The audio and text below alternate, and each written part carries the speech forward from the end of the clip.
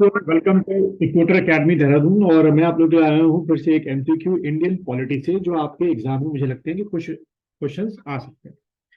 चलो भाई, जो पहला क्वेश्चन है उसको बड़े आराम से पढ़ेंगे आप लोग।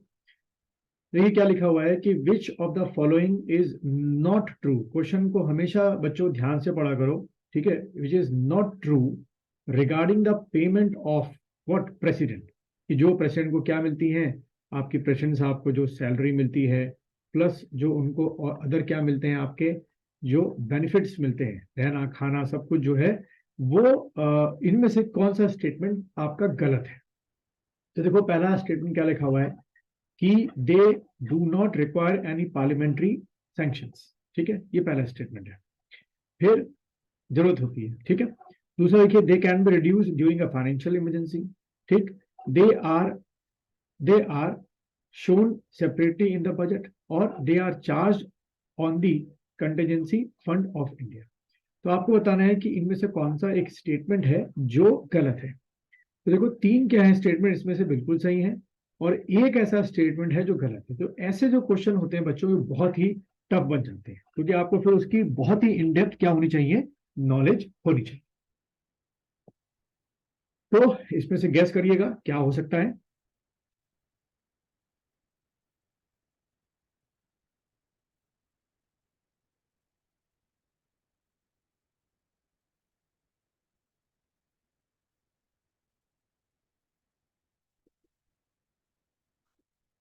चलिए बच्चों, आप लोगों ने आंसर सोच लिया होगा, तो इसमें से जो आंसर बनेगा बच्चों वो क्या है, आपका डी है, ठीक है।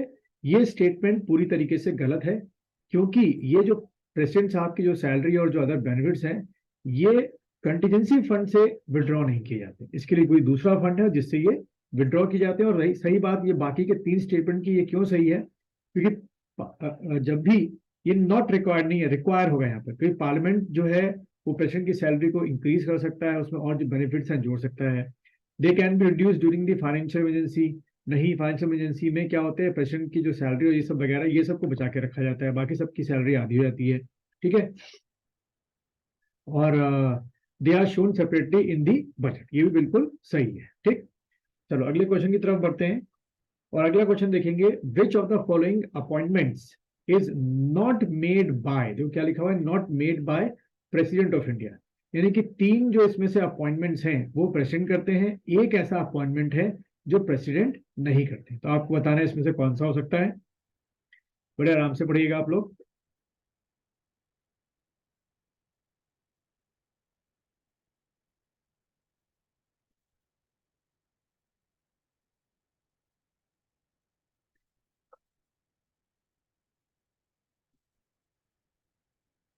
चलिए इसमें से आपने सोच लिया होगा, देखो इसका जो आंसर बच्चों वो है आपका ए, स्पीकर ऑफ लोकसभा।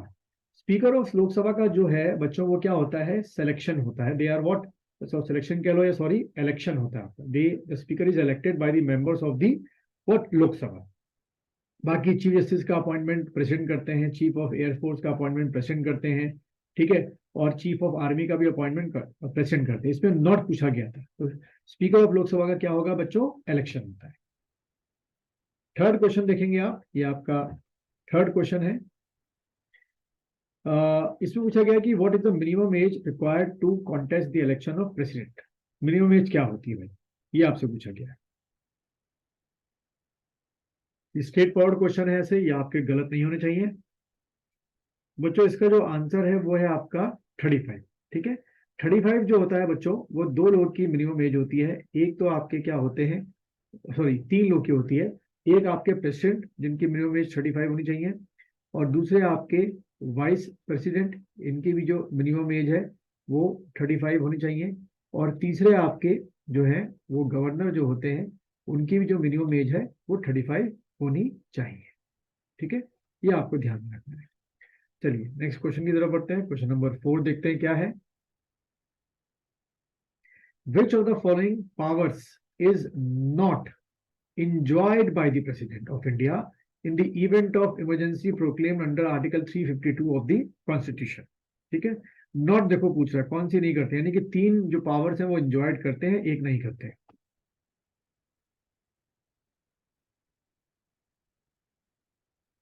देखो इसमें पढ़ते पढ़ते आपको एक बड़ा इंटरेस्टिंग, अगर आपने बहुत डिटेल में पढ़ा है कॉन्स्टिट्यूशन तो बड़े आराम से कर लेंगे आप लोग। सोचिए क्या आंसर हो सकता है इसका, फिर मैं बताता हूँ आप लोग को।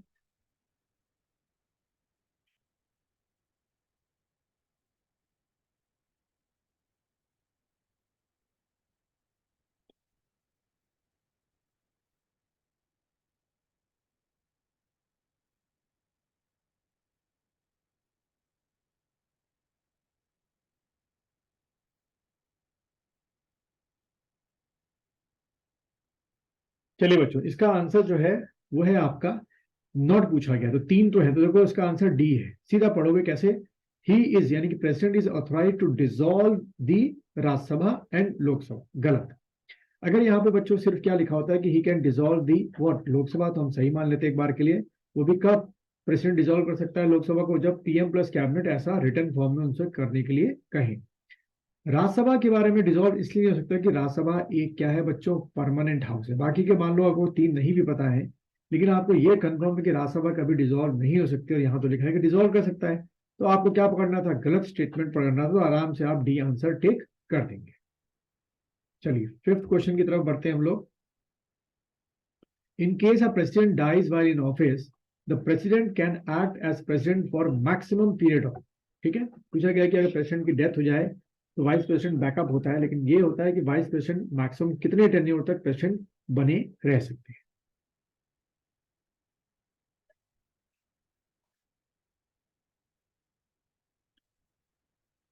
चलिए आंसर आप लोगों ने सोच लिया होगा बच्चों, इसका जो आंसर है वो है आपका डी।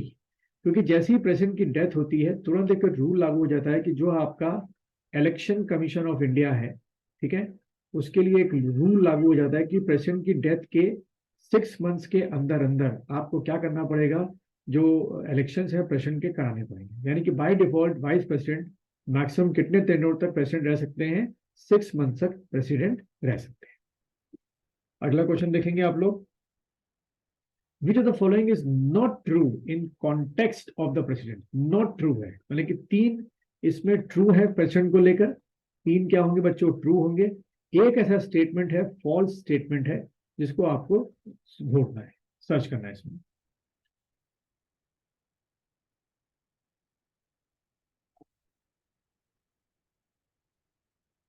बहुत ही अच्छा क्वेश्चन है, तुरंत पहले बार में पढ़ने में समझ में आ जाएगा आपको कि इसका आंसर यही है भाई।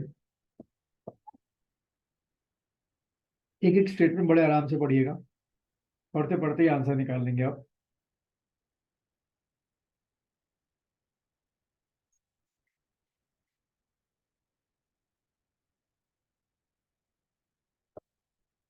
चलिए बच्चों, इसका जो आंसर है वो है आपका सी।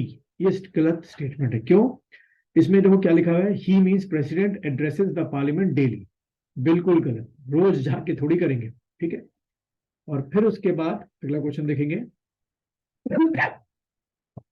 Which of the following statement is correct. अब देखो यहाँ पे तीन स्टेटमेंट क्या है आपके गलत है, एक स्टेटमेंट जो है वो क्या है, करेक्ट है।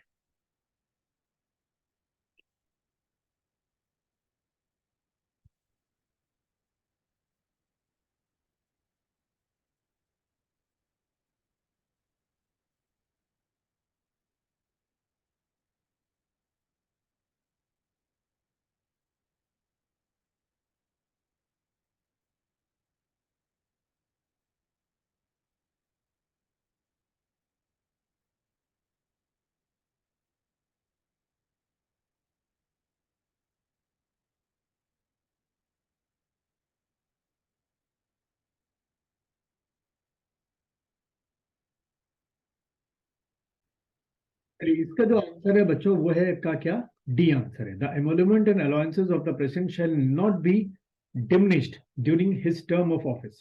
यानी कि मान लीजिए कोई एक एक्स जो है वो अगर 2021 में प्रेसिडेंट बनते हैं और इनका जो टेन्योर होगा 2025 में पूरा होगा, तो इन 5 सालों में पार्लियामेंट जो है उस पर्टिकुलर टेन्योर के लिए नहीं कर सकते, आने वाले टेन्योर के लिए कर सकते हैं। ठीक है, इसका आंसर अगर आप देखें लॉजिकली तो यही बन रहा है।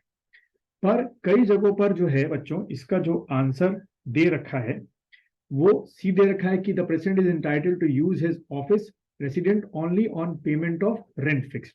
बट वो उनके क्या होते हैं पैकेज, या जो भी उनको ओवरऑल फॉर्म में पैकेजेस मिलते हैं उसके अंदर ही होता है। और फिर लास्ट क्वेश्चन देखिए, in the election of president each member of electoral college has, अगर आपने पढ़ा होगा इलेक्शन ऑफ प्रेसिडेंट तो अच्छी बात है। हैज पूछा गया है कि भाई जो इलेक्टोरल कॉलेज के मेंबर्स होते हैं उनके उनके बारे में पूछा गया है।